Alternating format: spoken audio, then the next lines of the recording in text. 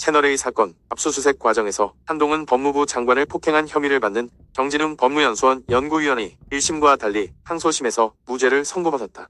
1심은 정 연구위원에게 한 장관을 폭행할 고의가 있었다고 판단했지만 항소심 재판부는 고의가 있었다고 인정하기에 증거가 부족하다고 봤다.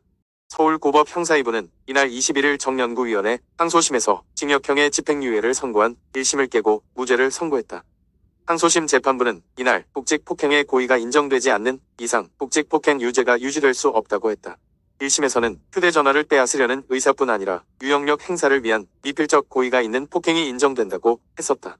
항소심은 압수수색 영장의 집행을 위해 휴대전화를 확보하겠다는 의도 아래 행동하던 중 예상과 달리 정연구위원과 한 장관이 바닥에 떨어지게 된 것이라면 바닥에 떨어진 뒤 정연구위원에게 갑자기 독직 폭행의 미필적 고의가 별도로 생겨났다고 보는 것은 부자연스럽다고 봤다.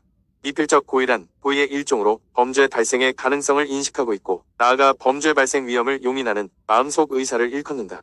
앞서 대법원은 당시 행위의 형태와 상황 등 구체적인 사정을 기초로 일반인이라면 범죄가 벌어질 가능성에 대해 어떻게 평가할 것인지를 고려해서 미필적 고의가 있는지 심리 상태를 추측해야 한다고 판시했다.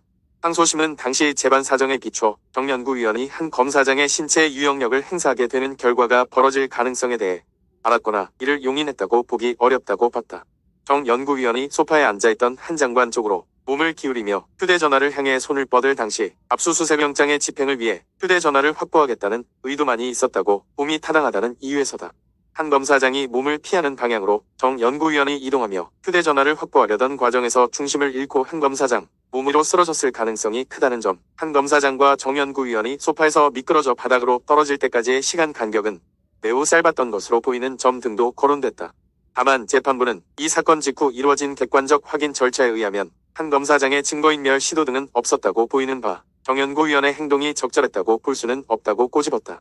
재판부는 증명이 부족해 형사 책임을 인정할 수 없다고 판단했지만 직무집행이 정당했다고 확인하는 취지가 아닌 것을 잘 알고 있을 것이라며 다시 직무에 복귀하더라도 영장 집행 과정에서 행동에 부족했던 부분과 돌발 상황에서 피해자가 겪어야 했던 아픔을 깊이 반성하고 성찰할 필요가 있다고 당부했다.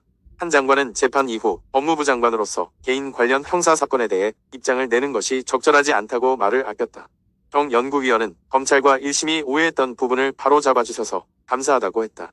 한 장관이 증거인멸을 시도했다는 생각에 변화가 없느냐는 취재진 질문에는 재판이 계속될 가능성이 있어 말씀드리지 않겠다고 답했다. 앞서 정 연구위원은 1심에서 정당한 업무 수행이었다고 주장했지만 유죄가 인정돼 징역 4개월에 집행유예 1년, 자격정지 1년을 선고받았다. 그는 항소심 결심 공판에서 친정인 검찰에 많이 서운하다며 압수수색 상황에서 돌발적으로 발생한 상황이었을 뿐 당시 검사장을 폭행하거나 할 의도는 없었다고 말했다. 검찰은 이날 판결에 대해 납득하기 어렵다며 상고할 뜻을 내비쳤다. 수사팀은 입장문을 통해 항소심이 피고인의 직무집행의 정당성을 인정하지 않고 나아가 잘못된 유형력 행사 사실을 인정하면서도 그 유형력 행사에 대한 피고인의 고의를 부정한 것은 순간적으로 이루어지는 유형력 행사와 그에 대한 고의를 인위적으로 분리한 것이므로 납득하기 어렵다고 했다. 그러면서 검찰은 항소심 판결에 대해 상고해 항소심 판결의 위법성을 적극 다툴 예정이라고 밝혔다.